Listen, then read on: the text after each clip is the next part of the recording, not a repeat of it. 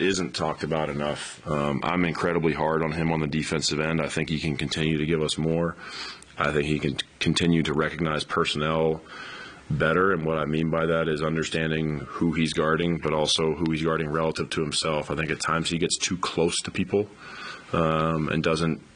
It's almost like he doesn't know how big he is at times. But tonight he did a great job. You know, it's hard. We're obviously asking him to carry a big load for us offensively in the way that he moves around, the way that he draws attention that his teammates can play off of, and he's being guarded very physically on that end. So, you know, it takes a lot of energy to do what he does on the offensive end and then go give great effort defensively. I think the other thing that stood out tonight with him was he ended up with 9 rebounds, but I thought in the first half he did a great job of blocking out. And even though he didn't get the rebounds, he was keeping some really physical guys off the glass. You know, we told the team before the game that if we can control the glass, we think we'll win the game.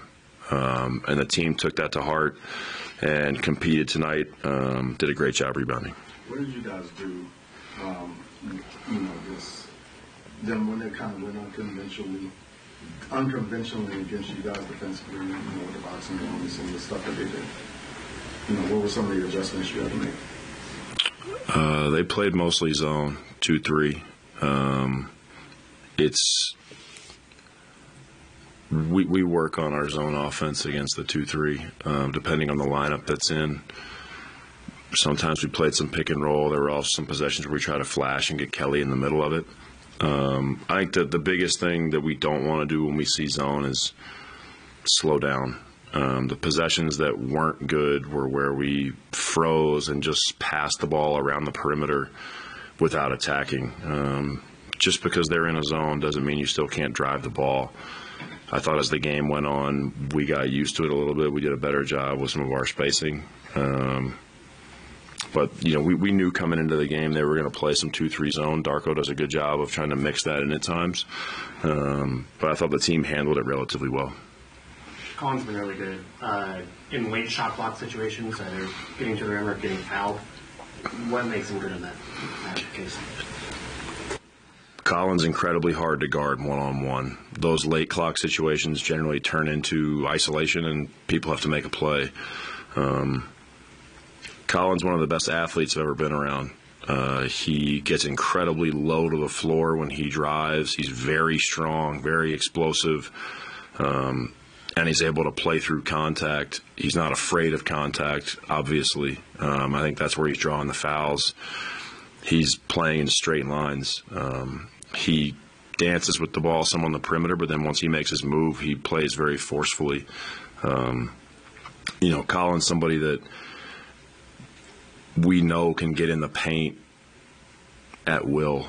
Maybe not every time, but most times that Colin puts his mind to it, he can get in the paint, and his decision-making is really improved in those spots. But late clock, you know, he and JC in particular both do such a good job of creating something out of nothing for us.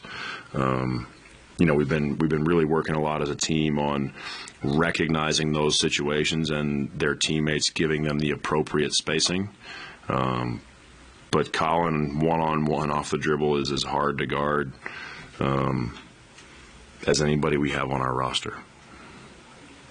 Coach, from you talked about it in the paint, you guys really shut down the Raptors, especially in the first half. And overall from 2, I think you guys were like 5 of 23.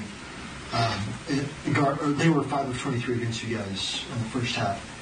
Was that something you kind of saw in scouting the Raptors that you thought you could take advantage of, or is that something like a larger theme, teams being unable to shoot you know, outside of the 2, not in the paint? Yeah. If you take away the paint. You know, you can't make people shoot certain shots. I think, you know, when we talk about mid-range, it's easier said than done. Sometimes players settle for those shots when they feel like they don't have another option. I think that the biggest thing with the Raptors was we needed to guard their initial drive because Siakam and Barnes, they do play with force early, but if you catch the first drive, like a lot of players, Lowry does this as well. Like, you catch the first drive and they feel like they have to shoot. They end up shooting a lot of 10, 11, 12-foot fadeaways because they're big and athletic, and they can get those shots off. Would I anticipate that if we did it all over again that they would miss as many as they did from the mid-range? Probably not. They may make a few more, but I do think that overall, coming into the game, the priority, especially with those two players, was that we needed to keep them off the rim because their instinct is to drive the ball. I thought the team did a really good job of that. I wish there was a solution to make teams shoot in the mid-range, but I think it was a lot of our individual defense because they weren't playing a ton of pick and roll with those guys.